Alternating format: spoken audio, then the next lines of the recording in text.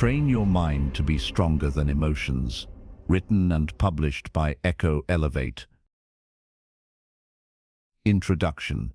Your emotions are powerful, but they are not in control, unless you allow them to be. Every day, emotions influence your choices. They shape your reactions. They decide your energy, your focus, and your confidence. Most people never question this. They simply react. This book exists for one reason: to help you take that control back. You do not need to eliminate emotions. You do not need to suppress them. You need to train your mind to lead them. In these chapters, you will learn how emotions work. You will understand why they feel so urgent. You will discover why they often override logic. And most importantly, you will learn how to respond instead of react. This is not a book about pretending everything is fine.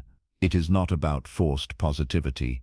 It is about strength through awareness and calm through discipline.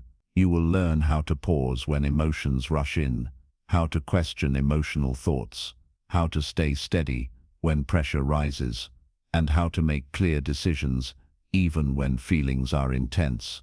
Each chapter is designed to be simple, focused, practical. You can apply what you learn immediately. Mental strength is not something you are born with. It is something you build. One thought at a time, one response at a time. As you listen, take your time. Let the ideas settle. There is no rush. This journey is not about becoming emotionless. It is about becoming unshakable. Let us begin. Chapter 1. Why Emotions Feel So Powerful. Emotions can arrive fast. They can rise before you have time to think. One moment feels calm. The next moment feels heavy, urgent, or overwhelming. This experience is common, and it is not a weakness. It is how the human system is designed. To train your mind, you must first understand what is happening.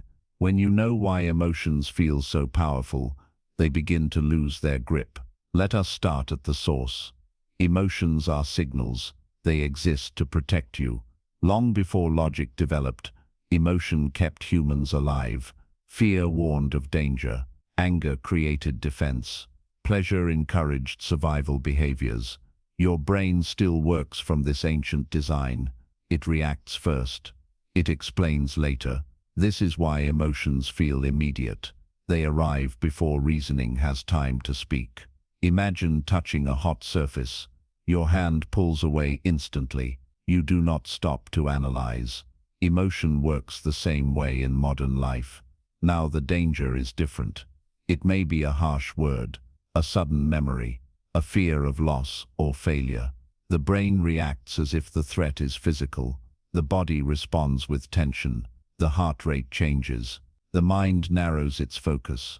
In that moment, emotion feels like truth. This is the first reason emotions feel so strong. They arrive faster than thought. The second reason is repetition. The mind learns through experience. If an emotional reaction happens often, it becomes familiar. Familiar reactions feel natural. Natural reactions feel correct. Consider someone who grew up in constant criticism. Their mind learned to expect judgment. As an adult, a simple comment may trigger strong emotion.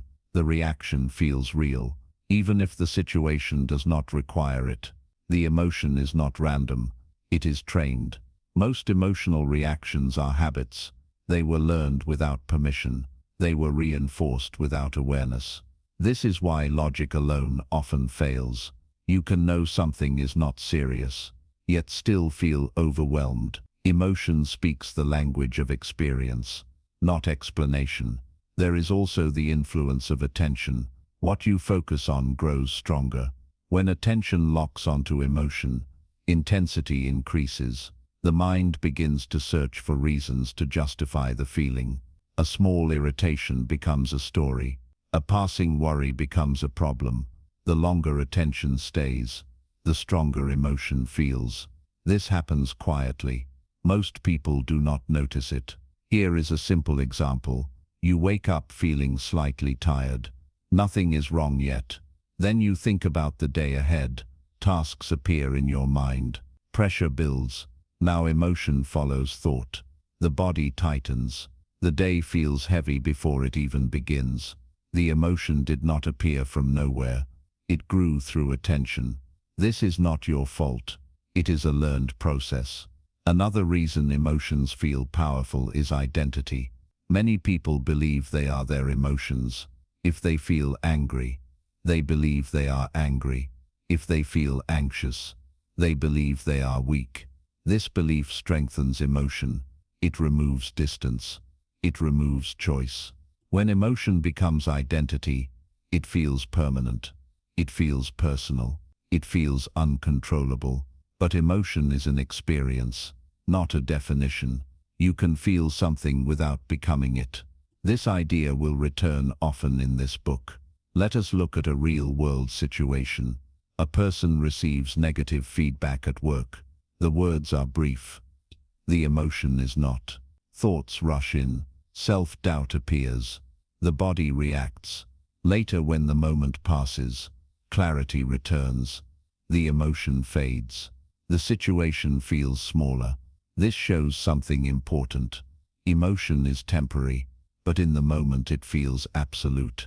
This is the illusion of emotional power. Emotions speak in urgency.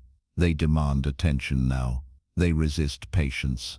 The mind has not yet been trained to pause, so reaction feels automatic. This chapter is not here to weaken emotion. It is here to remove confusion. When you understand emotion, you stop fearing it. When fear leaves, strength enters. Here is an actionable step you can practice today. The next time an emotion appears, do not fight it. Do not judge it. Name it. Silently say what it is.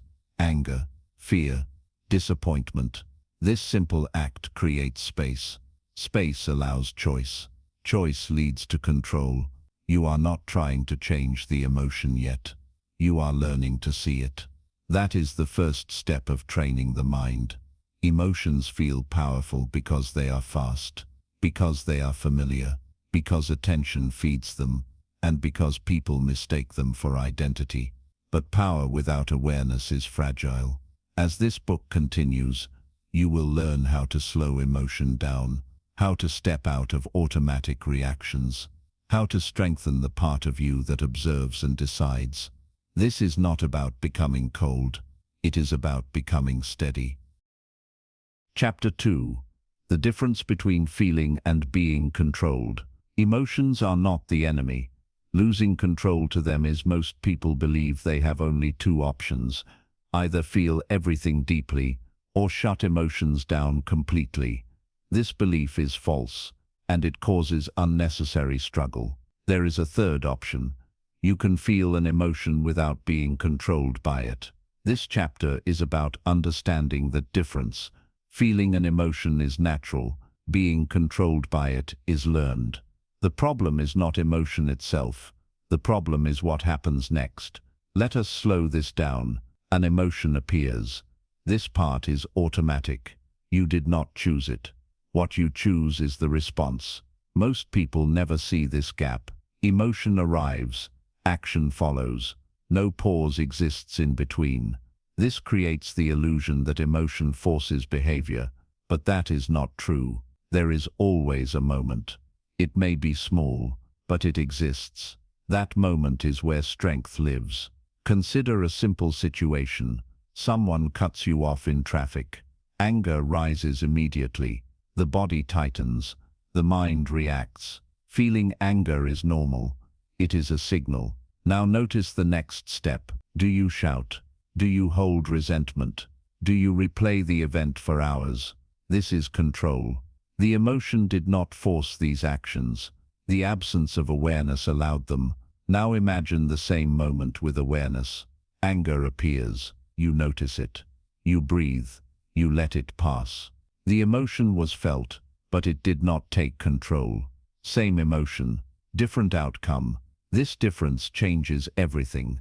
Being controlled by emotion means emotion decides your behavior, your words, your tone, your actions. Feeling emotion means you experience it, without surrendering authority. Most emotional suffering comes from confusion between these two states. People say things they regret. They make decisions they would not make. Calmly, they damage relationships. Later, clarity returns, and regret follows. This regret is a sign. It shows that emotion acted without leadership. Leadership comes from the observing mind. The observing mind notices emotion without merging with it. It says something is happening inside me. Instead of this is who I am. This distinction is subtle, but powerful. Here is another example. A person feels anxious before speaking in public. The feeling is real. The body reacts. If anxiety controls the person, they avoid speaking.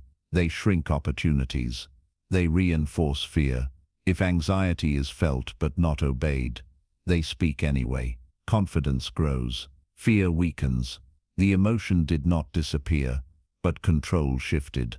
This is how emotional strength is built, not by eliminating feelings, but by refusing to let them lead. Many people believe control means suppression. This is another mistake. Suppression creates tension. It stores emotion in the body. It eventually explodes. Control is not resistance. Control is clarity. You allow the emotion to exist. You do not allow it to decide. Think of emotion as weather. Rain may fall. Storms may appear. You do not argue with the sky. You prepare. You adjust. You wait. Weather passes. Emotion works the same way. The reason people feel powerless is practice. They have practiced reacting for years. Reaction feels automatic, but anything practiced can be retrained. The mind is not fixed. It is conditioned. Here is a simple practice you can use daily. When emotion appears, ask one question. What am I feeling right now? Do not ask why. Do not judge. Just notice. This question slows the process. It activates awareness. It creates distance. Distance restores choice. With practice, this pause becomes natural. The mind learns a new pattern. Emotion arises. Awareness follows. Response becomes intentional. This is emotional maturity. Strong people still feel deeply. They are not numb. They are not detached from life. They are anchored. They know emotion is information, not instruction. They listen. Then they decide. This chapter is not about perfection. You will still react at times. That is human. Progress comes from noticing sooner, recovering faster, and choosing better, more often. That is strength. Chapter 3. The cost of emotional living. Emotions are part of being human, but when emotions lead every decision, there is a cost. Most people never calculate this cost. They only feel the results. Emotional living means reacting first and reflecting later. It means choices are driven by mood, impulse, and temporary feelings. At first, this feels natural. Over time, it becomes expensive. The cost is rarely paid all at once. It is paid slowly, quietly, in small decisions that seem harmless. Let us look at how this happens. When emotions are in control, consistency disappears. One day you feel motivated. The next day you feel drained. Action rises and falls with mood. Goals suffer first. Plans require steadiness. Emotions are unstable. When emotion leads, progress becomes unpredictable. A person decides to improve their life. They feel inspired. They start strong. Then discomfort appears. Doubt follows. Motivation fades. Emotion says stop, so they stop. Weeks later, regret appears. Emotion has changed again, but the time is already gone. This cycle repeats for years. This is one cost of emotional living. Unfinished goals. Another cost is damaged relationships. Strong emotions often speak loudly. They interrupt. They accuse. They defend. Words are spoken in heat. Tone becomes sharp. Listening disappears. Later, calm returns. But the words remain. Apologies may follow. Trust may not. Most relationship damage does not come from intent. It comes from reaction. Emotional living shortens patience. It reduces empathy. It turns minor issues into conflicts. Over time, distance grows. Another cost is poor decision-making. Emotions narrow focus. They push urgency. They demand immediate relief. When fear leads, opportunities are avoided. When anger leads, bridges are burned. When pleasure leads, consequences are ignored. Emotional decisions often feel right in the moment. They feel justified. They feel necessary. But feelings are temporary. Consequences are not. Think of a moment when you made a choice while emotional. Later, when calm returned, clarity followed. You saw options you missed. You saw risks you ignored. This gap is the price. Emotional living also drains energy. Strong emotions consume attention. They replay events. They imagine outcomes. They argue with reality. The mind stays busy. The body stays tense. This constant inner noise leads to exhaustion. Not physical exhaustion, mental exhaustion. Even rest does not feel restful. People say they are tired, but they are not tired of work. They are tired of unmanaged emotion. There is also a hidden cost to self-image. When emotions control behavior, people begin to doubt themselves. They promise change. They react again. This pattern weakens confidence. They begin to believe they are unreliable, not because they lack ability, but because they lack regulation. Over time, identity forms. I am emotional. I cannot help it. This is just who I am. This belief locks the cycle. Emotional living also limits growth. Growth requires discomfort. Emotion avoids discomfort. When boredom appears, emotion seeks distraction. When fear appears, emotion seeks safety. When frustration appears, emotion seeks escape. Discipline requires acting despite emotion. Emotional living resists this. As a result, potential remains unused. Here is an important truth. Emotions are excellent messengers. They are poor leaders. They tell you something is happening. They do not tell you what to do. When emotion leads, life becomes reactive. When the mind leads, life becomes intentional. This chapter is not about blaming emotion. It is about understanding cost. Awareness changes behavior. Here is a simple exercise. At the end of the day, reflect quietly. Ask one question. What did emotion decide for me today? Do not judge the answer. Notice patterns. Did emotion decide how you spoke, how you avoided, how you reacted? This reflection builds awareness. Awareness reduces cost. Emotional living is common, but it is not required. The cost is real, but it is reversible. As you continue this book, you will learn how to replace reaction with response, how to regain authority over decisions, how to feel fully, without being led blindly. Chapter 4. How the Mind Learns Emotional Habits. Every emotion you feel has a history.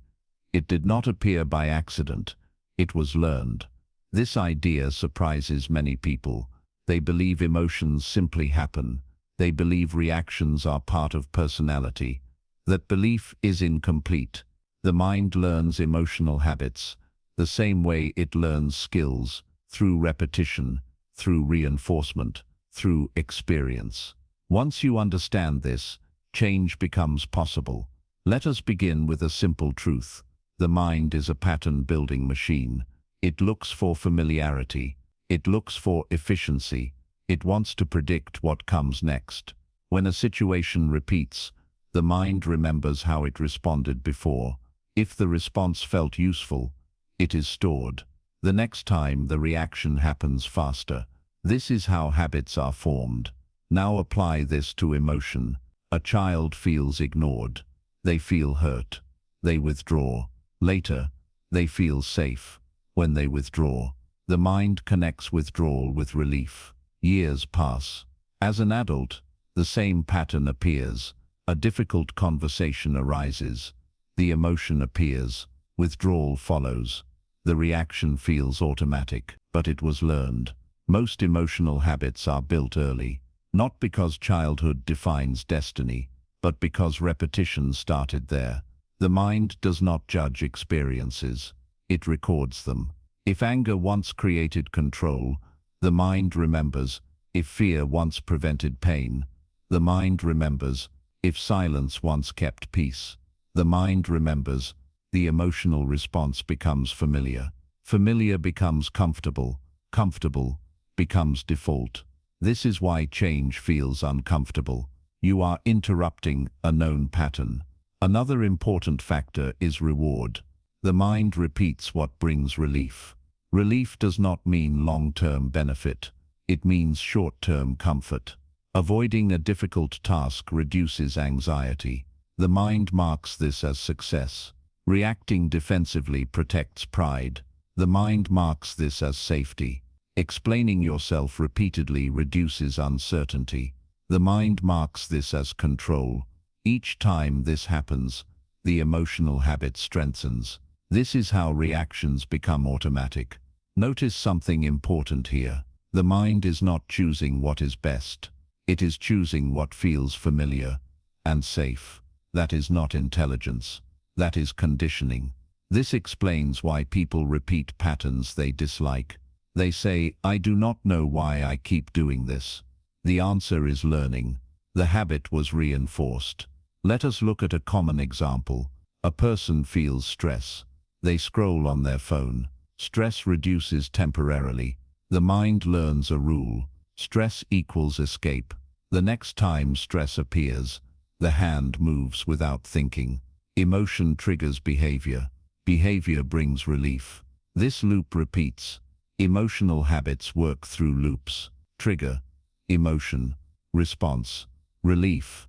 The mind remembers the relief, not the cost.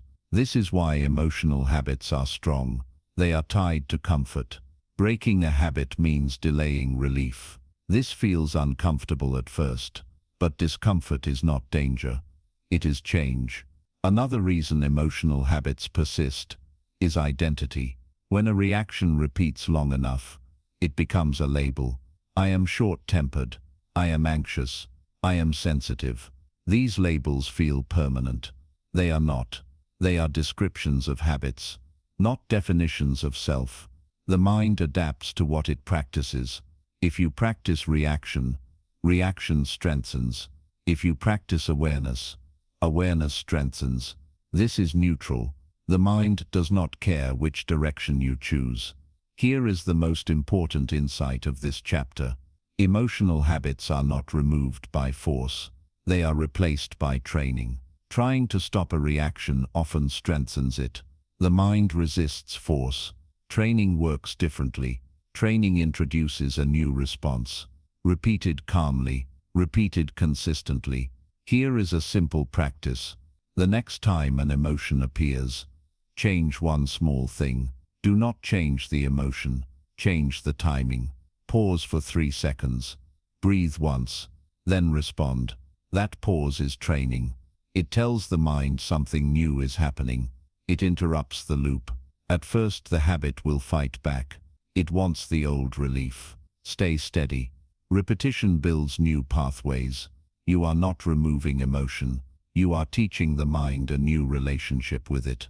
This is how emotional habits are rewritten. Not overnight, but permanently. The mind learns what you practice. Nothing more, nothing less. Chapter 5. Separating Thoughts from Truth. Not every thought you have is true, but most people live as if it is. This is one of the most important lessons in mental strength, and one of the most misunderstood. Thoughts appear automatically. You do not invite them, they arrive on their own.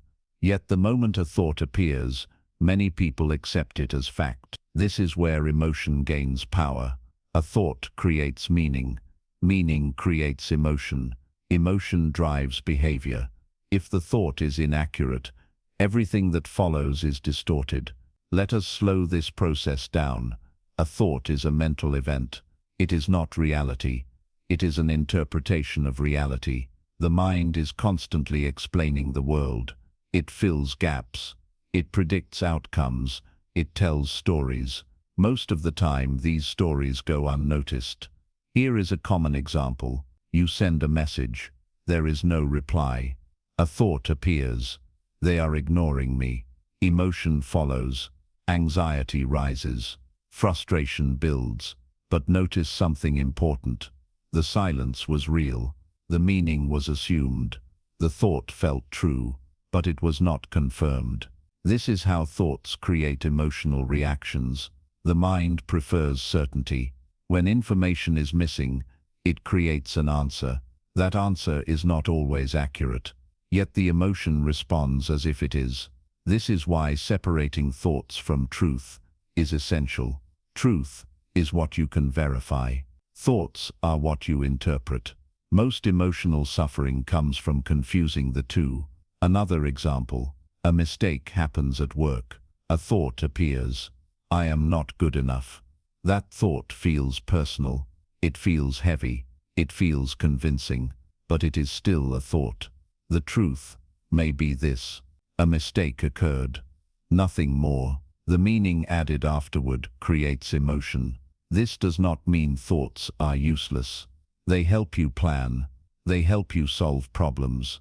The issue is unquestioned thoughts. When thoughts are believed automatically, emotion leads without challenge. The mind does not separate signal from noise. You must do that. One reason thoughts feel true is repetition. If a thought appears often, it feels familiar. Familiar thoughts feel believable. This is how self-doubt forms. This is how fear persists. The thought repeats. The emotion follows.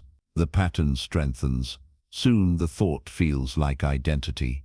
I always fail. I cannot handle this. This is who I am. But identity built on thoughts is fragile, because thoughts change.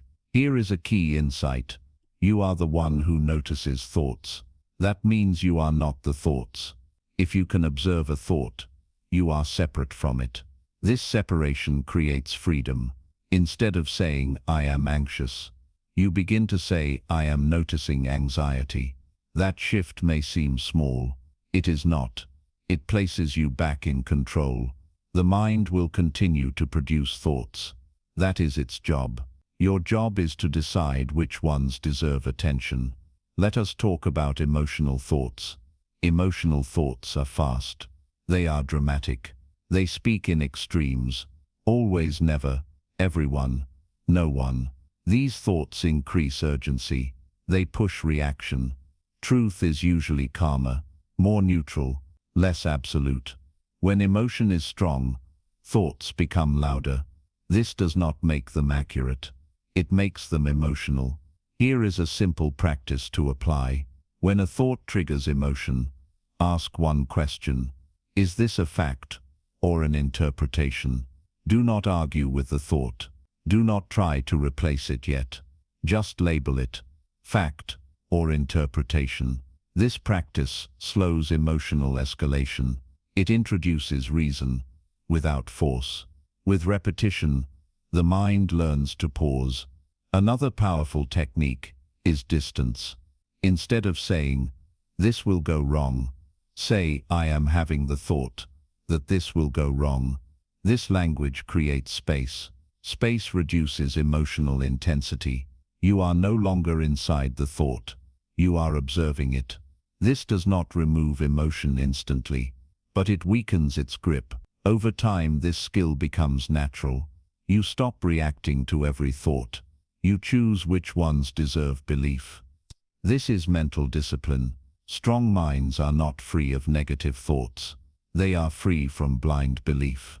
They listen, they evaluate, then they decide. Thoughts are tools, not rulers. When you separate thoughts from truth, emotions lose false authority. They still appear, but they no longer command. This chapter marks a turning point. You are learning to see clearly, to respond wisely, to lead internally. Chapter 6. Training the Observer Mind. There is a part of you that notices everything. It notices thoughts. It notices emotions. It notices reactions. Most people rarely use this part consciously, but it is always there. This chapter is about strengthening that part of you. It is called the observer mind. The observer mind does not react. It watches. It listens. It creates space. When the observer mind is active, emotions lose urgency. They are still felt, but they are no longer overwhelming. Let us begin with a simple idea. You cannot observe something and be consumed by it at the same time. Observation creates distance. Distance creates control. Most emotional reactions happen because awareness is absent. Emotion rises. Thought follows. Action happens. The observer is asleep. Training the observer mind means waking it up. Think of a moment when you suddenly realized you were angry. Before that moment, anger was driving behavior. The instant you noticed it, something shifted. That shift was awareness. The observer mind stepped in. This shows something important. You do not need to stop emotion. You need to notice it sooner. The observer mind is not judgmental. It does not criticize emotion. It does not try to change it. It simply sees. This is why it is powerful. Judgment creates resistance. Resistance creates tension. Observation creates calm. Many people misunderstand this. They think observing emotion means being passive. It does not. It means you choose response instead of reaction. Let us look at a real situation. Someone says something that feels disrespectful. Emotion rises quickly. Without the observer mind, reaction happens. Tone changes. Defensiveness appears. Words are spoken. With the observer mind, something else happens. You notice the emotion rising. You feel the tension. You recognize the impulse to react. This noticing slows everything down. You may still speak, but you speak with awareness. Same situation, different outcome. The observer mind creates this difference. So how is it trained? Like any skill, through repetition. The observer mind strengthens every time. You notice what is happening inside you, without trying to fix it. At first this feels unnatural. The mind is used to engaging, not observing, but awareness is a skill, and skills improve with practice. Here is a simple way to begin. Several times a day, pause briefly.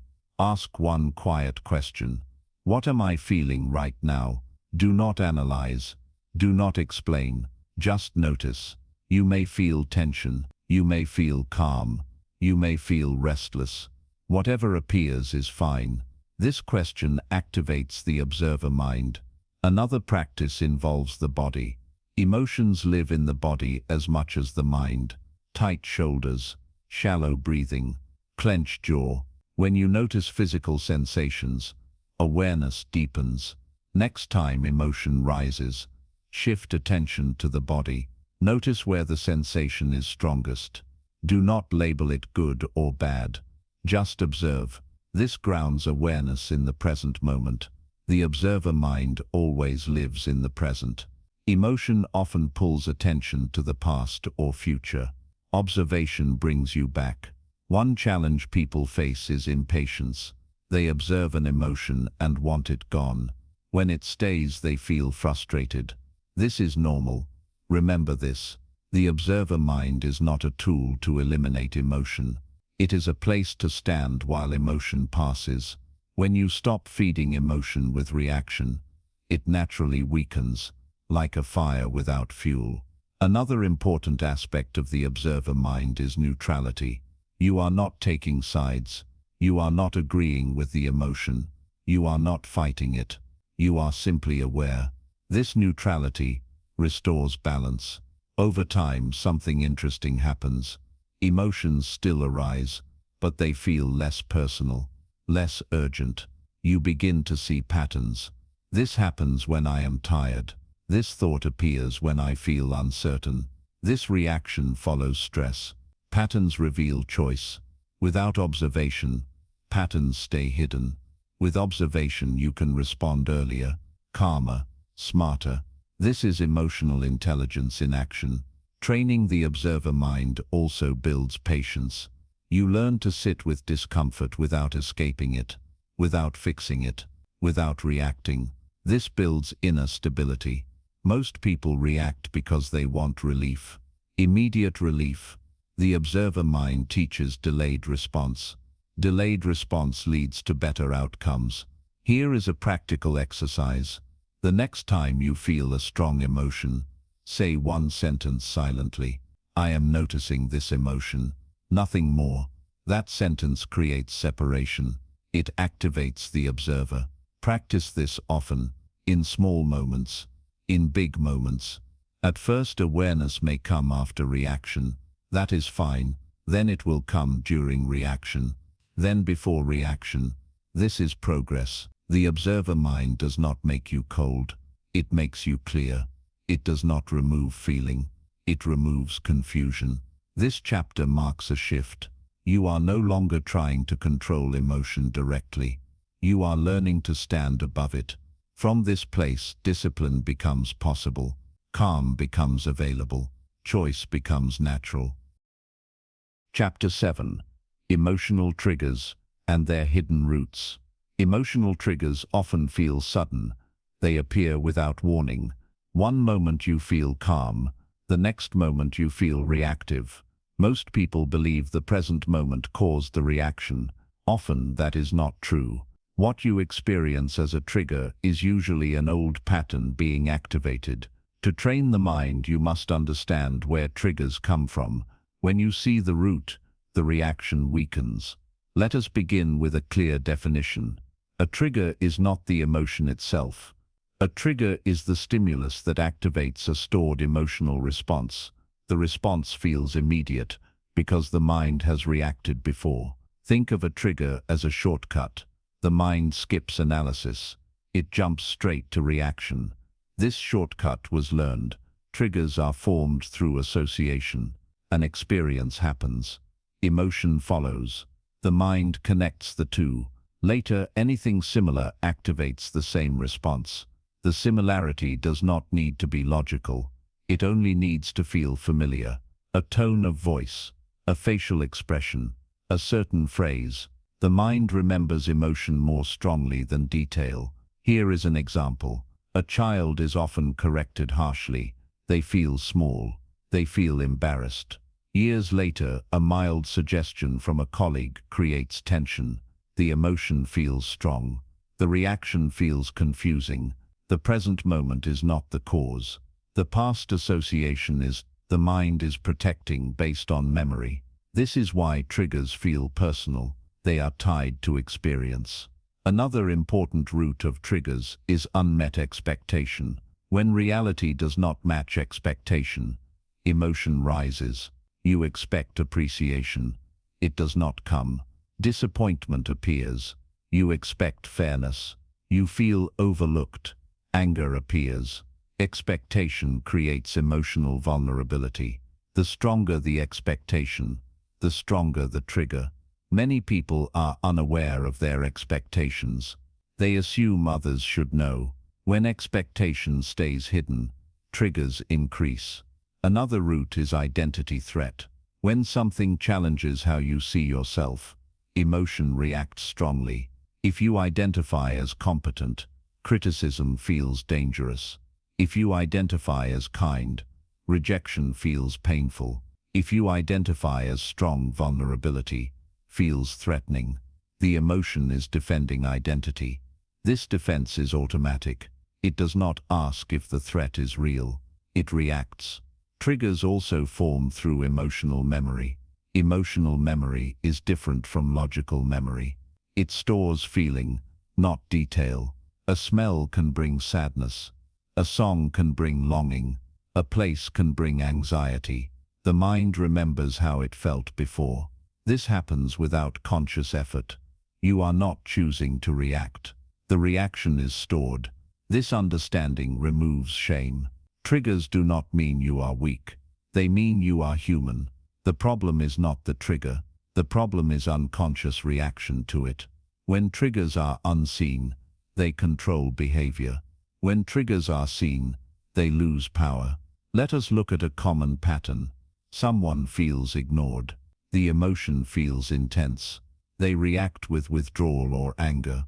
Later, regret appears. This pattern repeats. The trigger may not be being ignored. The trigger may be an old fear of not being valued. The present situation touched the root. This is why reactions often feel larger than the moment. The emotion does not match the situation. It matches the memory. Here is an important insight. Triggers reveal unresolved emotional learning. They show where awareness is needed, not where judgment is needed. Avoiding triggers does not solve them.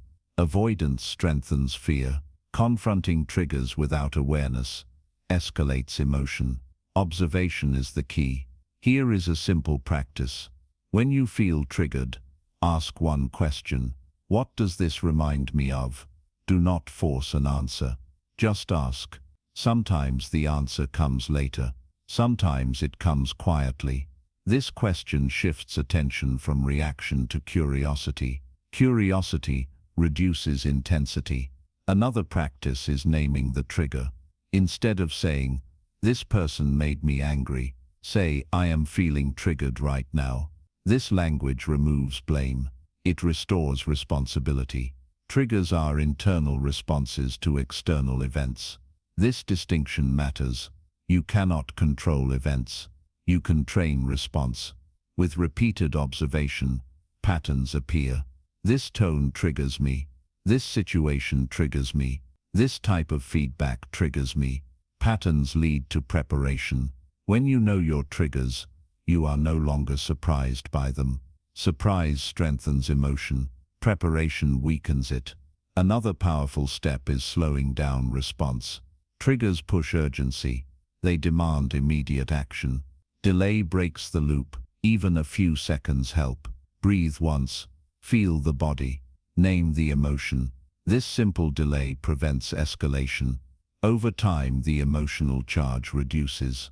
The mind learns a new association. Trigger appears.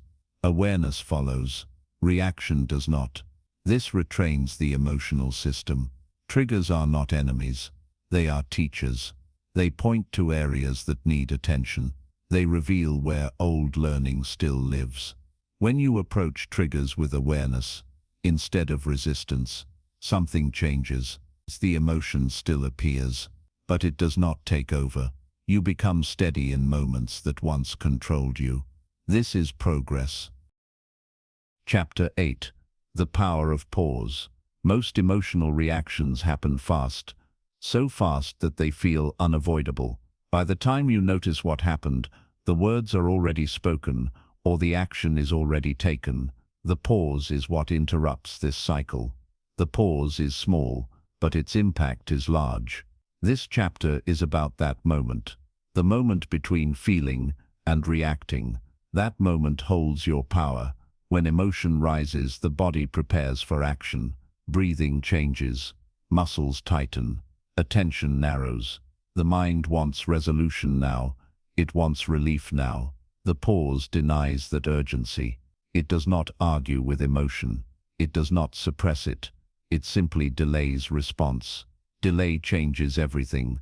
Think of a moment when you reacted instantly. Later you thought of a better response. That better response was always available. You just did not pause long enough to access it. The pause allows the thinking mind to re-enter. Without a pause, emotion leads. With a pause, choice returns. This is not theory. It is biology.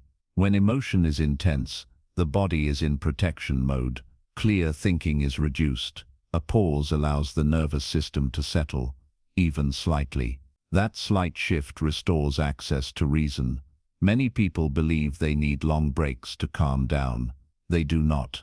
A few seconds can change a reaction. The pause does not need to be visible. It can happen internally.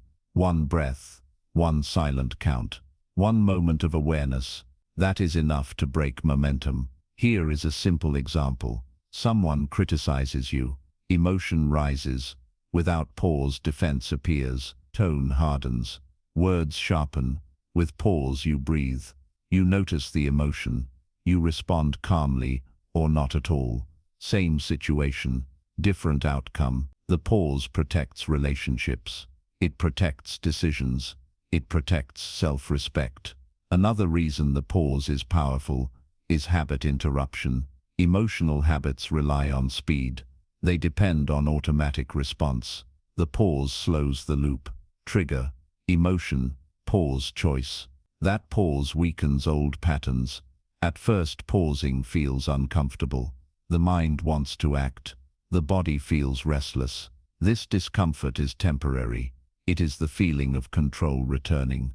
Most people mistake discomfort for danger. It is not. It is adjustment. The pause also reveals information. When you pause, you can ask, "What am I about to do? Why is this helpful?" You do not need long analysis. Just awareness.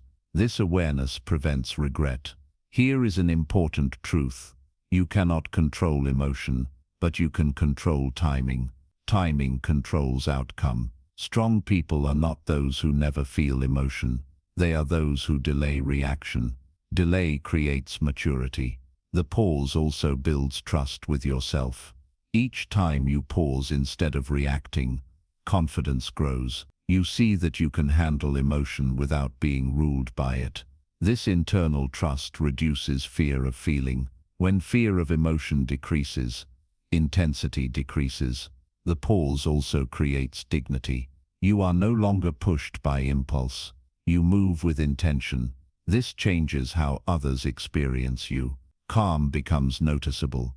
Presence becomes strong. Here is a simple training exercise. When emotion rises, count slowly to 3. 1, 2, 3. Breathe once during the count. This short ritual creates a pause. Practice this in small moments. Minor frustrations, small delays. Do not wait for intense situations. Training happens in daily life. Another method is physical stillness. When emotion pushes you to move or speak, stay still for a moment. Stillness sends a signal to the nervous system. It says there is no immediate danger. The body responds. Over time, the pause becomes natural. You no longer force it. It appears automatically. This is how training works. Repetition builds response. The pause does not mean avoidance. It means presence. You still address situations. You still speak. You still act. But you do so with clarity. This chapter marks a turning point. You are learning to slow life down from the inside, not by controlling the world, but by controlling response. Chapter 9. Reframing emotional events. What you feel is shaped by what you believe is happening. Two people can face the same event and feel very different emotions. The difference is not the event. It is the meaning they assign to it. This chapter is about reframing. Reframing means changing how you interpret an experience. It does not mean denying reality. It means choosing a more accurate and useful perspective. Emotions respond to meaning. When meaning changes, emotion follows. Let us begin with a simple truth. Events are neutral. Meaning is added afterward. The mind is a storyteller. It explains what things mean. It fills in gaps. It predicts outcomes. Most of the time, this happens without awareness. An event occurs. A story appears instantly. Emotion reacts to the story. This is why reframing is powerful. It works at the source. Here is a common example. You try something new. It does not work as planned. The first interpretation appears. I failed. Emotion follows. Disappointment, shame, frustration. But notice something important. Failure is not the event. The event was an attempt that did not produce the desired result. The meaning created the emotion. Now imagine a different interpretation. This showed me what does not work yet. The event did not change. The meaning did. Emotion shifts. Reframing is not pretending. It is choosing a broader view. Many people confuse reframing with positive thinking. They are not the same. Positive thinking tries to replace reality. Reframing tries to understand it better. It asks, what else could this mean? This question creates flexibility. Emotional suffering increases when meaning is rigid. This always happens to me. This means something is wrong with me. This will never change. Rigid meanings create heavy emotions. Flexible meanings create movement. Another example. Someone cancels plans with you. The thought appears, I am not important. Emotion follows. Hurt, resentment. But this is only one interpretation. Other interpretations exist. They may be overwhelmed. Something unexpected happened. It has nothing to do with you. You do not know the full story. The mind chooses the most personal explanation by default. This increases emotional impact. Reframing challenges that happened. It does not say the first thought is wrong. It says it may not be complete. Completeness reduces emotional intensity. Here is an important point. Reframing works best after a pause. If emotion is intense, reframing feels forced. The mind resists. Pause first, then reframe. This sequence matters. Pause creates space. Reframing fills it with clarity. Another reason reframing is effective is control. You cannot control events. You can control interpretation. This restores agency. People feel helpless when meaning feels fixed. Reframing restores choice. Let us look at criticism. Criticism often triggers strong emotion, defensiveness, anger, self-doubt. The usual meaning is threat. This person is attacking me. But criticism can also mean information, feedback, a chance to improve. Reframing does not require agreement. It requires curiosity. What part of this can help me? Curiosity calms emotion. Defense escalates it. Another example is delay. Something takes longer than expected. The meaning appears. This is a waste of time. Emotion follows. Impatience. Irritation. Another meaning is possible. This is an opportunity to practice patience, to observe reaction, to slow down. The event stays the same. The experience changes. Reframing does not remove discomfort entirely. It makes discomfort manageable. Here is a simple reframing practice. When an emotional event happens, ask 2 questions. What story am I telling right now? What is another possible explanation? Do not search for the best explanation. Just another one. This widens perspective. You are not trying to convince yourself. You are creating options. Options weaken emotional rigidity. Over time, the mind learns to pause before locking onto one meaning. This is mental flexibility. Strong minds are flexible minds. Another important aspect of reframing is time. Emotions often speak in permanence. This will always be like this. Reframing introduces time. This is temporary. This moment will pass. Time perspective reduces intensity. Nothing lasts forever, including emotional states. Reframing also helps with self-judgment. Instead of saying, I am bad at this, you say, I am learning. Learning implies movement. Judgment implies finality. Finality creates heaviness. Movement creates hope. This chapter is not about controlling emotion directly. It is about guiding meaning. When meaning changes, emotion follows naturally. Reframing is a skill. It improves with practice. At first you will notice the story after emotion appears. That is fine. Then you will notice during emotion. Then before emotion fully forms. This is progress. You are learning to work with the mind instead of fighting it.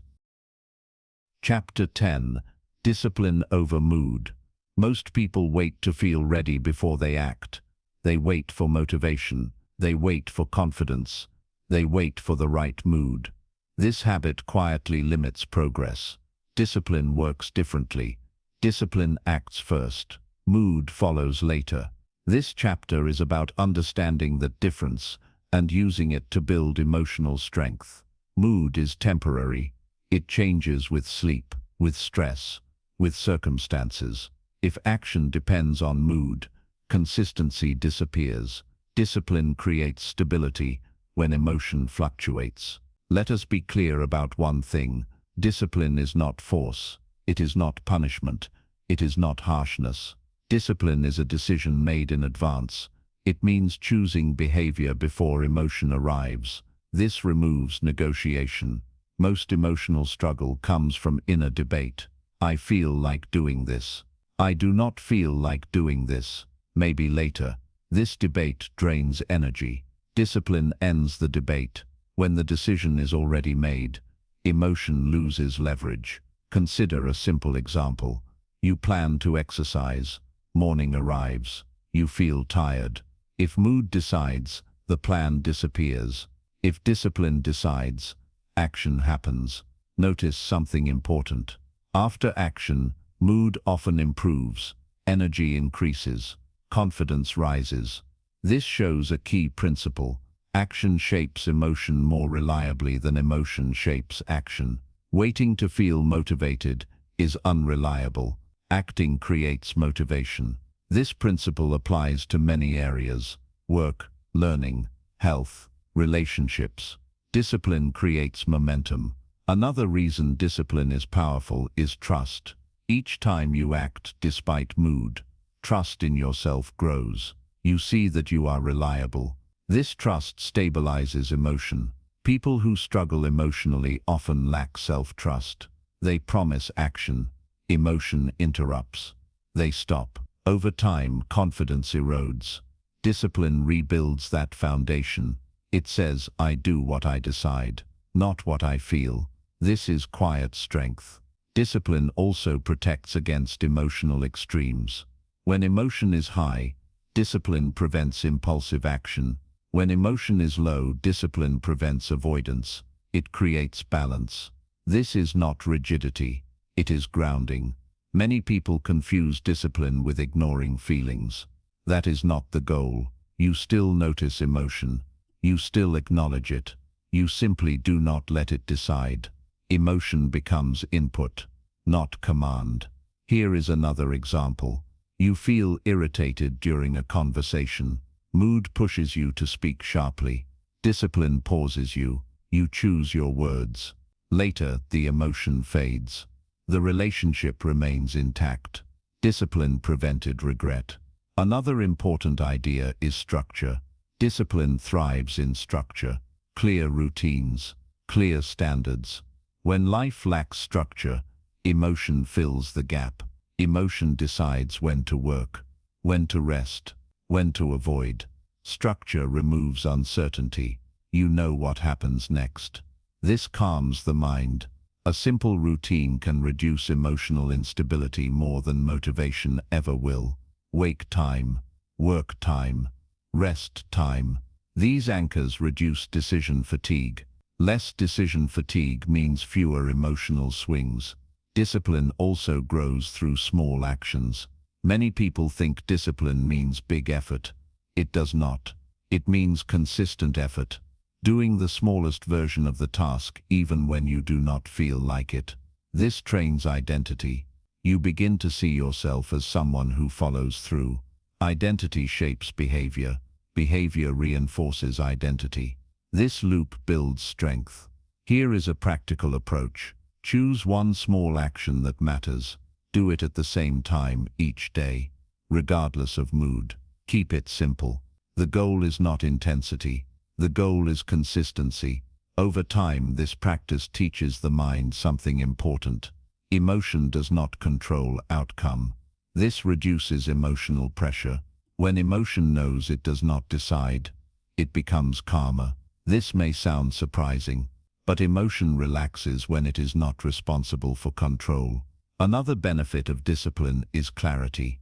When you act consistently, you gather feedback. You learn what works. You learn what needs adjustment. When you wait for mood, learning is delayed. Progress requires movement. Discipline ensures movement. This chapter is not asking you to ignore how you feel. It is asking you to lead despite how you feel. Strong minds do not feel less. They decide more. They do not wait for the perfect emotional state. They act with intention. Discipline is not dramatic. It is quiet. steady, reliable, and over time it reshapes emotion. Mood becomes less extreme, confidence becomes stable, regret becomes rare. This is not control through force, it is control through commitment. Chapter 11.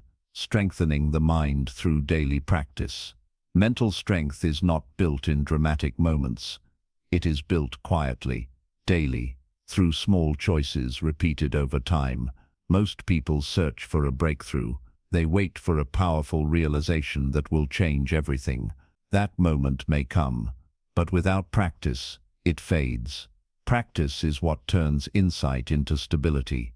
This chapter is about daily mental training, not intense routines, not complicated systems, simple practices that strengthen the mind steadily. Just like the body, the mind responds to repetition. What you practice grows stronger. What you neglect weakens. Emotional control is no different. Let us begin with an important shift. Do not aim to control emotions. Aim to train response. Response is within reach. Control often feels forced. Daily practice builds familiarity with inner experience. Familiarity reduces fear. Fear increases emotional intensity. When you meet emotion often, it stops surprising you. Many people only pay attention to their inner world during crisis.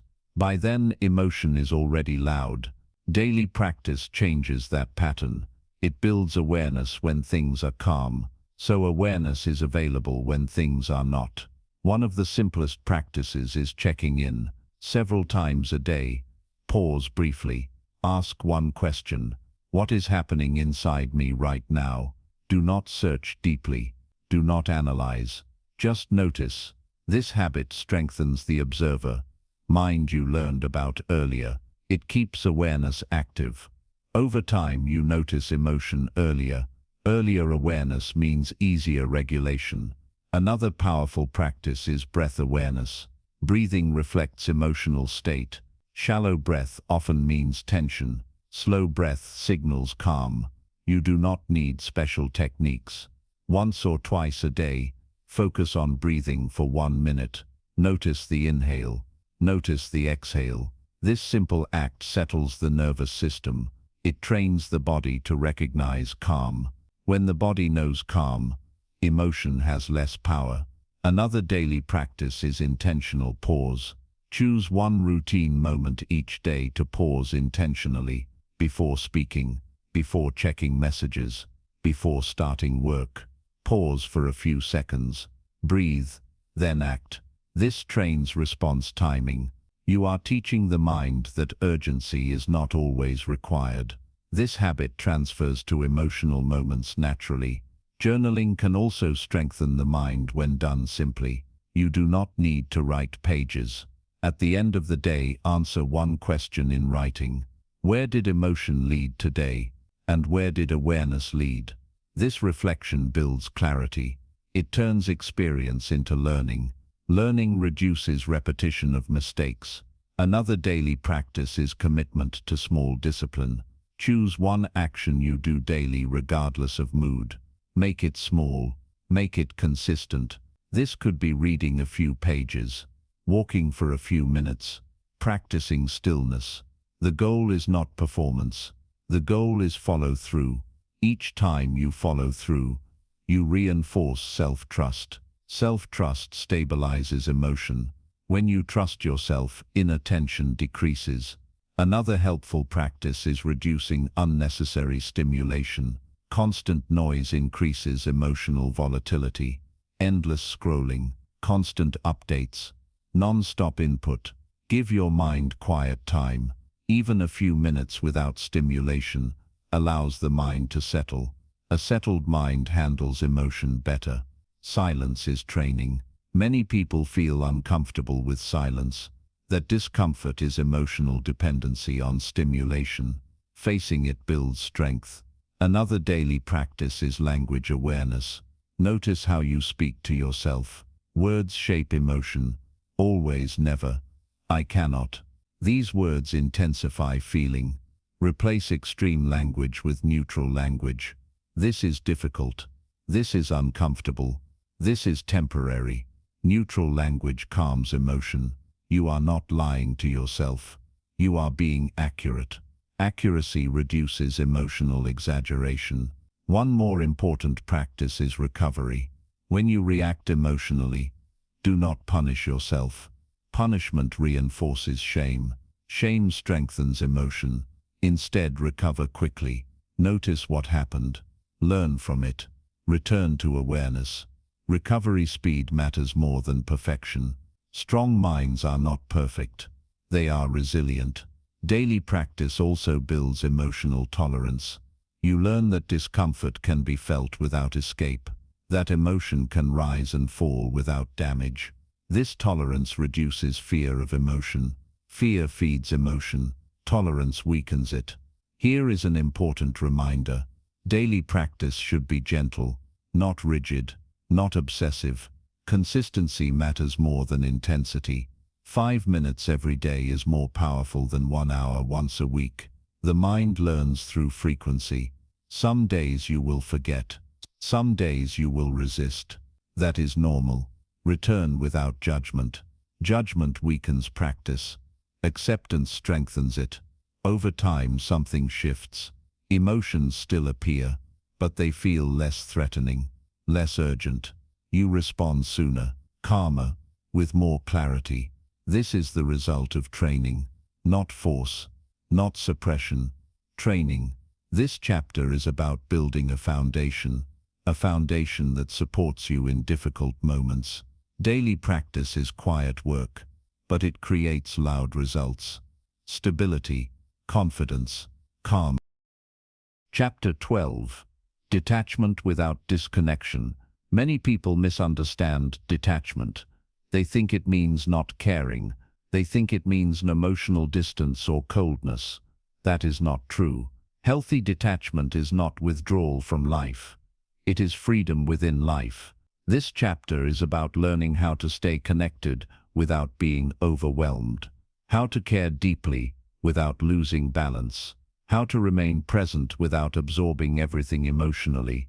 Detachment without disconnection is a powerful skill. Let us begin with clarity. Connection means engagement. Detachment means perspective. You can have both at the same time.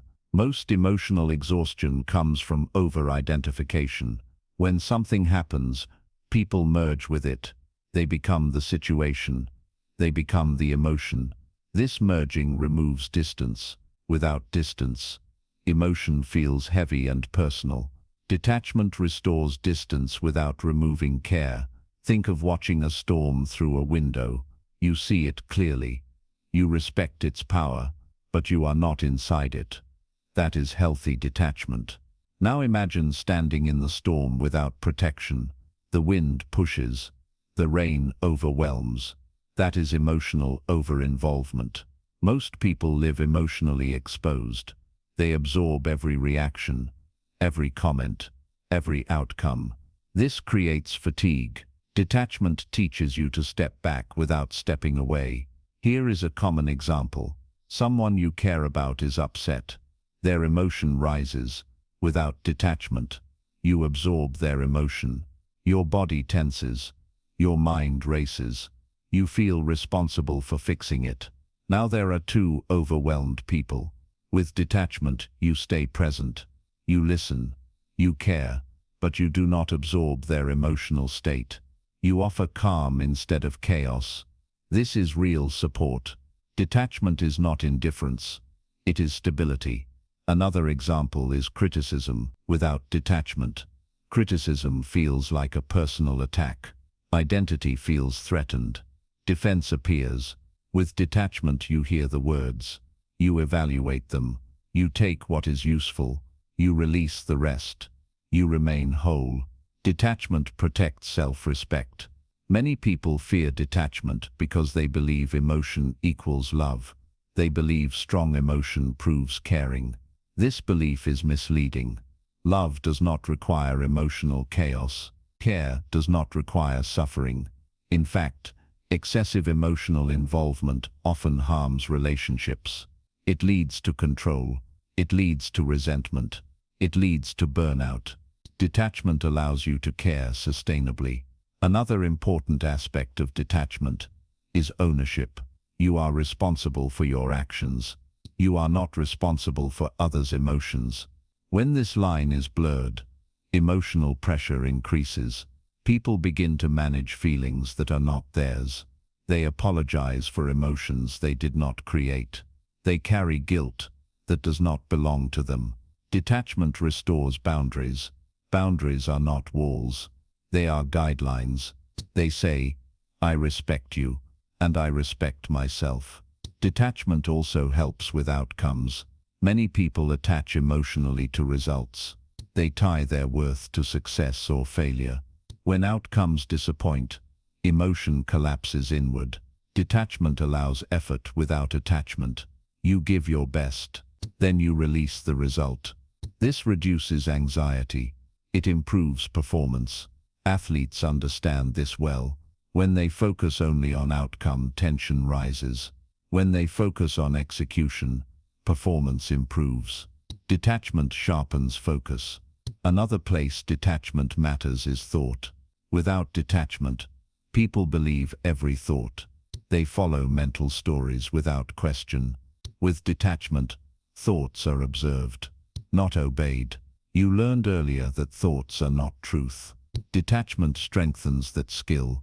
You see thoughts as passing events, not commands. This reduces emotional intensity. So how do you practice detachment without becoming disconnected? The first step is awareness. Notice when you are merging emotionally. Notice when you feel responsible for fixing everything. Notice when you take things personally. These moments signal loss of detachment. The second step is grounding. When emotion pulls you outward, return inward. Feel your feet. Notice your breath. Sense your body. Grounding brings you back to yourself. The third step is perspective. Ask a simple question. Can I care without carrying this? This question resets boundaries. You are not refusing compassion.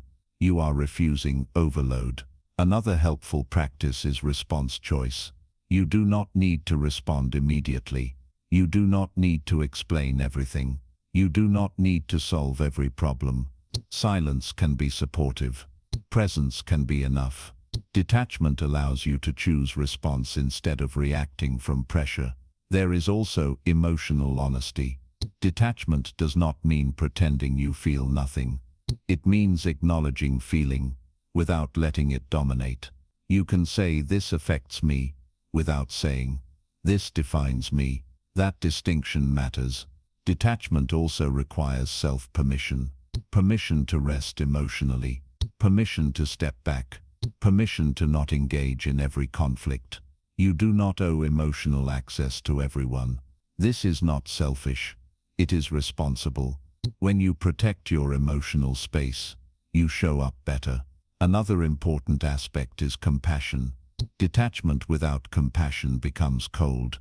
Compassion without detachment becomes draining. Balance is the goal. Compassion sees suffering. Detachment prevents drowning in it. This balance creates strength. Here is a simple daily practice. When something emotional happens, silently say one sentence. I can care without carrying this. Repeat it calmly. This sentence reinforces healthy boundaries. Over time, this mindset becomes natural. You will notice changes. Less emotional exhaustion, more clarity, better relationships. People may notice something too. They may feel calmer around you, more supported, less reactive. Detachment creates presence. Presence is more powerful than intensity.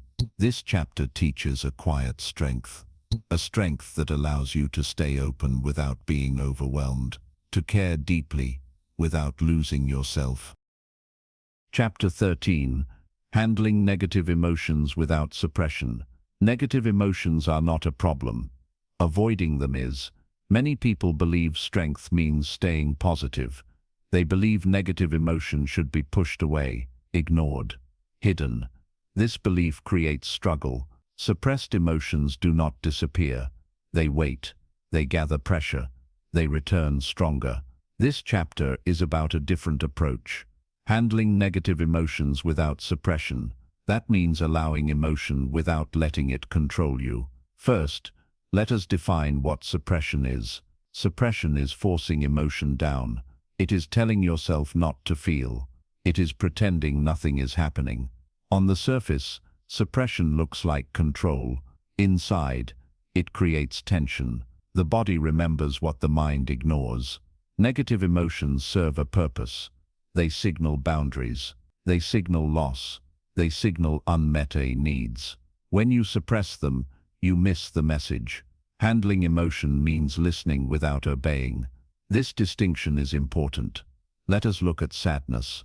Sadness often appears after loss or disappointment. It asks for reflection. It asks for rest. When sadness is suppressed, people stay busy. They distract. They numb. The body remains heavy. The mind feels dull. Allowing sadness does not mean sinking into it. It means acknowledging it. You say sadness is here, not I am broken. That language matters. Another example is anger. Anger signals a boundary has been crossed. It carries energy. When anger is suppressed, it often turns inward. It becomes resentment. It becomes tension. When anger is expressed without awareness, it becomes destructive. Handling anger means observing it, feeling the energy, choosing how to respond. Anger does not require explosion.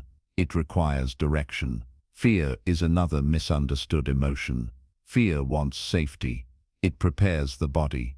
When fear is suppressed, it turns into anxiety. The body stays alert without release. When fear is acknowledged, the body can settle. You say, I feel fear, without saying, I am in danger. That separation calms the system. Negative emotions feel uncomfortable because they activate the body. Heart rate changes. Breathing shifts. Muscles tighten. Many people try to escape this sensation, but sensation is not harm. Allowing sensation without resistance reduces intensity. This is a key principle. What you resist persists. What you allow moves. Handling emotion without suppression starts with permission. Permission to feel without judgment. Judgment adds a second layer of emotion. Shame about sadness. Anger about anger. This doubles the burden. Remove judgment. Allow experience. This does not mean acting on emotion. It means staying present with it. Here is a simple method. When a negative emotion appears, pause. Bring attention to the body. Notice where the sensation is strongest. Chest, stomach, shoulders. Do not describe it. Just feel it. Breathe naturally. Stay with the sensation for a short time. You are not analyzing. You are allowing. This allows the nervous system to complete its response. Emotion moves like a wave. It rises. It peaks. It falls. Suppression blocks this flow. Allowance restores it. Another important step is naming emotion accurately. Many people say they feel bad. Bad is vague. Vague emotion feels overwhelming. Name the feeling. Disappointed, frustrated, lonely. Specific language reduces intensity. The mind relaxes when it understands what is happening. Another helpful practice is separating emotion from story. Emotion is sensation. Story is interpretation. When emotion appears, the mind creates a story. Why it happened, who is at fault, what it means. Stories keep emotion active. Handling emotion means feeling sensation first. Story can wait. Later, when calm returns, reflection is possible. Trying to solve emotion while feeling it rarely works. Feel first. Think later. This sequence matters. Negative emotions also need healthy outlets. Movement helps. Walking, stretching, breathing. Expression helps. Writing, speaking calmly, creating. These outlets allow emotion to move without suppression or harm. Avoid numbing behaviors, constant distraction, overconsumption, excess stimulation. These delay processing. Delay turns emotion into tension. Another key principle is time. Negative emotions are temporary. Even when intense, they change. Remind yourself of this. This will move. This will pass. This reminder does not deny feeling.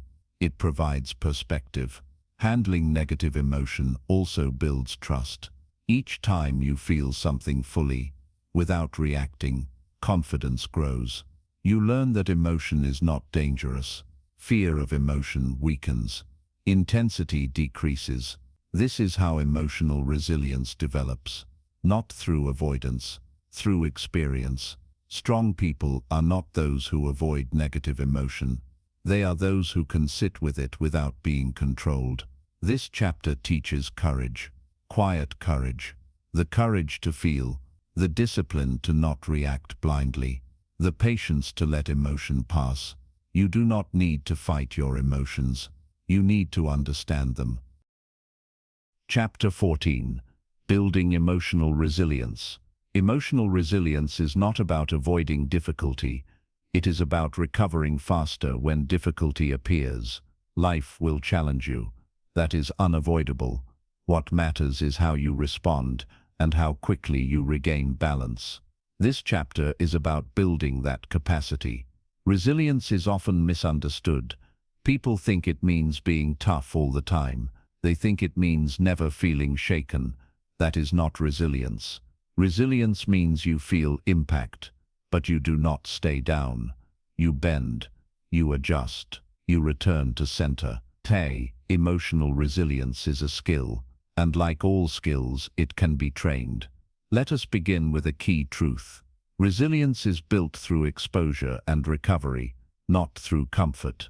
If the mind never faces emotional challenge, it never learns strength. Avoidance feels safe, but it weakens resilience. Each time you face difficulty and recover, the mind learns something important. I can handle this. That belief changes future reactions. Many people fear emotional pain. They believe it will overwhelm them, so they avoid situations that might trigger discomfort. This avoidance reduces immediate pain, but it increases long-term sensitivity. The less you face emotion, the more powerful it feels. Resilience works in the opposite direction. You face emotion with awareness.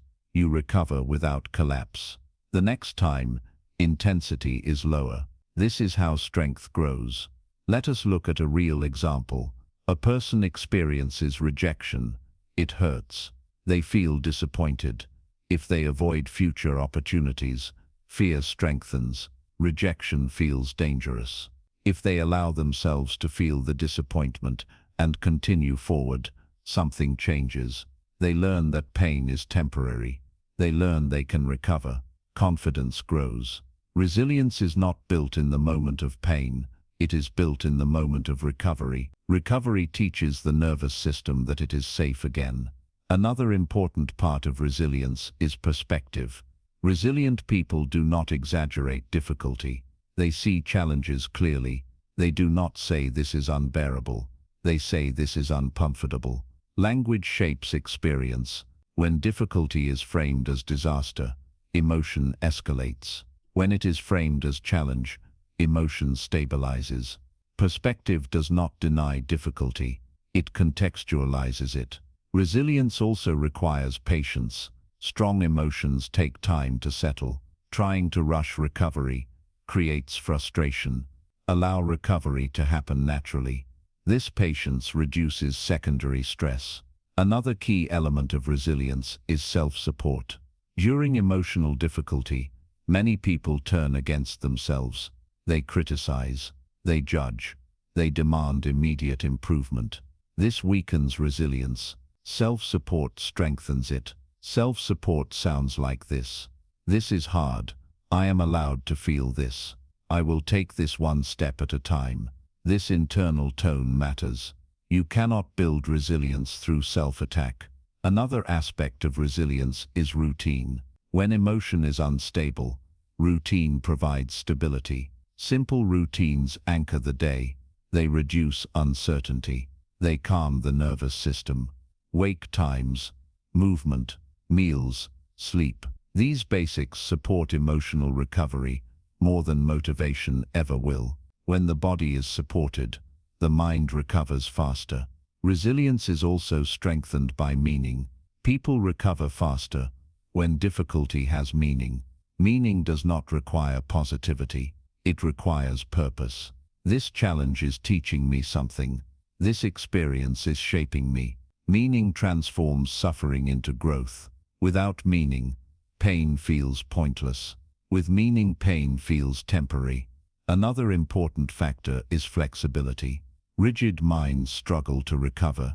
They resist reality. They fight what is happening. Flexible minds adapt.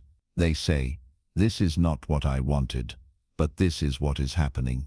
Acceptance reduces resistance. Reduced resistance lowers emotional load. Acceptance does not mean approval. It means acknowledging reality. From acceptance, movement becomes possible. Resilience also improves through reflection. After an emotional challenge, reflect calmly. What helped me recover? What made it harder? What can I do differently next time? This reflection turns experience into wisdom. Wisdom strengthens future resilience. Another key element is connection. Resilience does not mean handling everything alone. Healthy support matters. Sharing experience with safe people reduces isolation. Isolation increases emotional weight. You do not need advice. You need presence. Knowing you are not alone calms the system, but be selective. Not all listening is supportive. Choose connection that restores calm. Another important practice is building recovery rituals. Small actions that signal safety to the body. A walk, a warm drink, quiet time, gentle movement. These rituals shorten recovery time. They tell the nervous system that danger has passed. Over time, the body learns to settle faster. This is resilience in action. Here is a simple daily question that builds resilience. How quickly did I recover today? Not how perfect was I, not how calm was I. Recovery speed matters more than reaction. As recovery improves, confidence grows. You stop fearing emotional moments. You trust your ability to return to balance. This trust reduces intensity before it even appears. That is advanced resilience. Resilient people still feel emotion. They still experience disappointment. They still feel stress, but they do not panic about it. They know the path back. That knowledge is power. Building emotional resilience takes time. It is built moment by moment, through awareness, through patience, through recovery. This chapter is not about becoming unbreakable. It is about becoming adaptable. Adaptability outlasts force. Chapter 15. Emotional Mastery in Relationships. Relationships are where emotions are tested most. They involve expectations, history, attachment. Because of this, relationships reveal emotional habits clearly. This chapter is about applying emotional mastery where it matters most, with other people. Emotional mastery in relationships does not mean controlling others. It means managing yourself. Most conflict is not caused by what is said. It is caused by how emotion reacts. Tone, timing, assumption. These shape outcomes more than words. Let us begin with a core truth. You cannot control how others feel. You can control how you respond. When people try to manage emotions outside themselves, frustration grows. Mastery begins with responsibility. In relationships, emotions often rise quickly. Old patterns activate. Triggers appear. This is normal. What matters is what happens next. Without mastery, reaction takes over. Defensiveness appears. Listening stops. With mastery, awareness steps in. Response slows. Clarity returns. This difference changes everything. Consider a disagreement. One person feels unheard. Emotion rises. They raise their voice. The other person feels attacked. Emotion rises. They defend. Now both feel justified. Connection breaks. Notice something important. Both emotions make sense, but reaction blocks understanding. Emotional mastery introduces a pause. Instead of reacting, you notice the emotion. You stay present. You listen fully. This does not mean agreement. It means engagement without escalation. Listening is one of the strongest emotional skills. Most people listen to respond, not to understand. When you listen without interruption, the other person feels seen. When people feel seen, emotion settles. This is not manipulation. It is respect. Another key skill is choosing timing. Emotion pushes for immediate resolution. Mastery allows delay. Some conversations are better later. When calm returns, saying "let us talk about this when we are calmer" is strength, not avoidance. Timing protects the relationship. Another important aspect is language.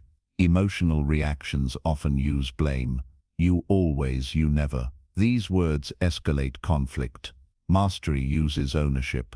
I feel, I notice, I need. This shifts the focus from attack to expression. Expression invites dialogue. Attack invites defense. Another key practice is emotional responsibility. Your feelings are real, but they are yours. Blaming others for emotion creates powerlessness. Saying "you made me feel this way" removes responsibility. A more accurate approach is this: see situation triggered emotion in me. This restores agency. Agency leads to choice. Emotional mastery also means knowing when not to engage. Not every comment requires response. Not every mood requires discussion. Sometimes presence is enough. Sometimes silence protects peace. Responding to everything creates exhaustion. Choosing engagement wisely preserves energy. Another important skill is boundary setting. Boundaries protect emotional health. A boundary is not punishment. It is clarity. It says, "this is what I can do. This is what I cannot accept." Clear boundaries reduce resentment. Unspoken boundaries create emotional tension. Mastery means expressing boundaries calmly, without anger, without guilt. Another challenge in relationships is expectation. Unspoken expectations create disappointment. You expect understanding. It does not come. Emotion rises. Mastery involves communication. Express needs clearly. Do not assume. Clarity reduces emotional misinterpretation. Another key aspect is recovery. After conflict. Conflict does not end relationships. Unresolved emotion does. After a disagreement, mastery means repairing. Acknowledge emotion. Take responsibility where needed. Move forward. Repair restores trust. Avoiding repair allows distance to grow. Another important point is compassion. People are emotional because they are human, not because they are malicious. Seeing this reduces personalization. When you stop taking everything personally, emotional intensity decreases. This does not excuse harmful behavior. It clarifies response. Emotional mastery also means accepting differences. Others do not feel the way you feel. They do not process emotion the same way. Acceptance reduces frustration. You can understand without agreement. That understanding creates calm. Another powerful skill is modeling behavior. When you remain calm, others often follow. Emotions are contagious. So is steadiness. You may not change others instantly, but you change the tone. Tone shapes interaction. Emotional mastery in relationships is not about perfection. You will still react at times. What matters is recovery. Notice reaction. Apologize if needed. Return to awareness. This builds respect. Strong relationships are not free of conflict. They are rich in repair. This chapter is about leadership, not leadership over others, leadership of self. When you manage your emotions, relationships become safer. Communication becomes clearer. Connection becomes deeper. Emotional mastery does not distance you from people. It brings you closer with stability. Chapter 16. Becoming the Calm Decision Maker. Every chapter in this book has led to this point. Awareness, pause, discipline, resilience. These are not separate skills. Together they shape one identity, the calm decision maker. Being calm does not mean being slow. It means being clear. It means responding with intention instead of impulse. This chapter brings everything together. A calm decision maker is not emotionless. They feel fully, but they do not hand authority to feeling. They understand one simple truth. Decisions made in emotional urgency are rarely wise. Decisions made in calm are rarely regretted. Calm is not something you wait for, it is something you create. Let us begin by redefining calm. Calm is not the absence of emotion, it is the presence of control. You may feel pressure, you may feel fear, you may feel excitement. Calm means these feelings do not rush you. The calm decision maker creates space before action. This space may be brief, but it is enough. In that space, awareness speaks. What is actually happening? What matters most right now? What action aligns with my values? These questions do not appear in emotional rush. They appear in pause. Earlier you learned how to pause. Now you learn how to decide from that pause. Decision-making is where emotional mastery becomes visible.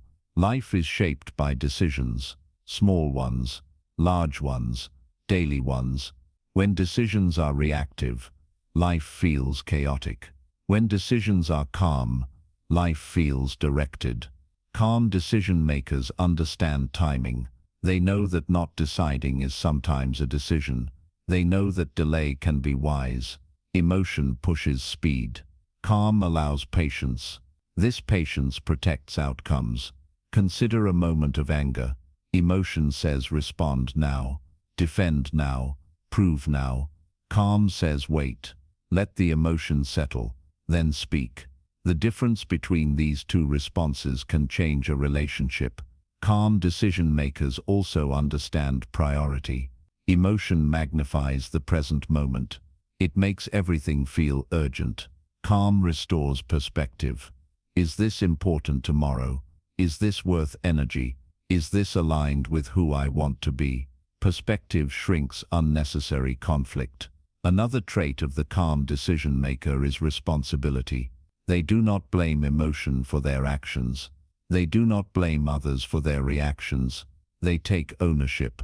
Ownership restores power. When you say, I chose this response, you place yourself in control. Control reduces emotional helplessness. Calm decision makers also trust themselves. They trust their ability to recover. They trust their ability to adjust. This trust reduces fear of making mistakes. Fear pushes rushed decisions. Trust allows thoughtful ones.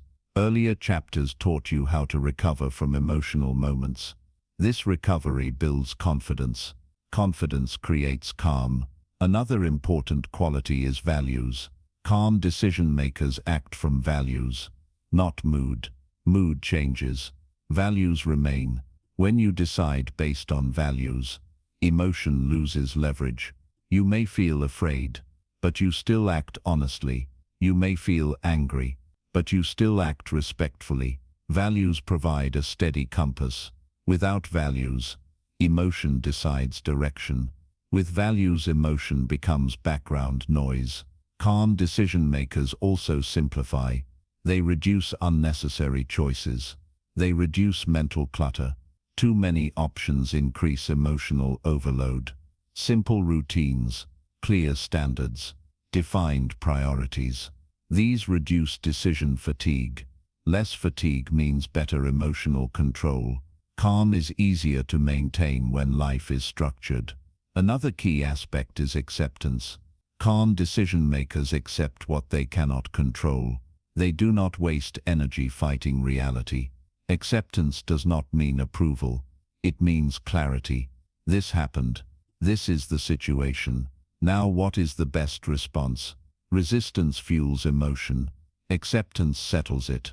Calm decision makers also practice restraint. They do not say everything they feel. They do not act on every impulse. Restraint is not suppression. It is selection. You choose what deserves expression. This choice protects dignity. Another important habit is reflection. After decisions, calm decision-makers reflect. What worked? What did not? What can improve? They do not attack themselves. They learn. Learning reduces repeated mistakes. Repeated mistakes create emotional frustration. Learning creates growth. Calm decision-makers also understand loss. Sometimes the best decision still leads to disappointment. Calm does not guarantee comfort. It guarantees clarity. You may lose opportunities. You may face rejection. Calm helps you process loss without collapse. You feel, you grieve, you move forward. This movement defines resilience. Another essential element is presence. Calm decision-makers are present. They are not constantly replaying the past. They are not constantly fearing the future. Presence anchors decision-making. You decide best from where you are, not from imagined scenarios. Presence reduces anxiety. Anxiety clouds judgment. Calm decision-makers also choose their environment wisely. They limit constant stimulation. They protect quiet time. Quiet strengthens awareness. Awareness supports calm. This is not isolation. It is intentional space. Another trait is humility. Calm decision-makers accept. They do not know everything. They listen. They seek understanding. Emotion wants certainty. Humility allows learning. Learning improves decisions. Another important aspect is consistency. Calm is not achieved once. It is practiced. Some days you will react. Some days you will rush. This is human. What matters is return. Return to awareness. Return to pause. Return to values. Each return strengthens the habit. This book has taught you how to train the mind. Training never truly ends. That is not a burden. It is freedom. You no longer fear emotion. You understand it. You no longer react blindly. You pause. You no longer let mood decide direction. You lead. Becoming the calm decision-makers does not change the world around you. It changes how you meet it. That change affects everything. Your relationships, your confidence, your peace. Calm is not passive. It is powerful. It is the strength to choose wisely. When emotion is loud, this is the skill you have been building. Carry it forward. Practice it daily. Return to it often. The mind learns what you practice. Practice calm. Conclusion. You have reached the end of this book. But this is not an ending. It is a beginning. You began with one central idea, training your mind to be stronger than emotions. Along the way you learned something important. Emotions are not the problem. Lack of awareness is. You learned that emotions are fast, but you are not powerless. You learned that thoughts are persuasive, but they are not always true. You learned how habits are formed and how they can be retrained. You learned to pause, to observe, to choose.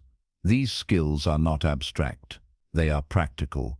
They are usable in daily life. You learned that discipline does not remove emotion, it stabilizes it. You learned that daily practice builds quiet strength, that detachment can exist without disconnection, that negative emotions can be handled without suppression. You learned that resilience is built through recovery, that relationships improve when reactions slow, that calm decision-making is a skill, not a personality trait. None of this requires perfection. You will still feel emotion.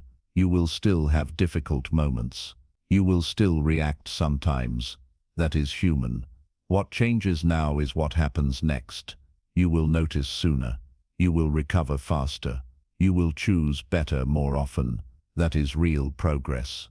Mental strength is not dramatic. It is steady. It is choosing awareness when impulse appears. It is choosing pause when urgency rises. It is choosing values when mood fluctuates. This strength grows quietly. Every time you pause instead of react, every time you feel without suppressing, every time you act with intention, you are training your mind. There is no final destination. There is only practice. Some days will feel calm. Some days will feel challenging. Meet both with awareness. Do not use this book as a rule book. Use it as a guide. Return to the ideas when emotion feels loud. Return to the pause. Return to observation. You do not need to master everything at once. One moment at a time is enough. Remember this, you are not your emotions. You are the one who notices them. From that place you always have a choice. That choice is where strength lives. Carry this with you. Practice it daily. Let calm become familiar. Your mind will follow what you train. Train it well.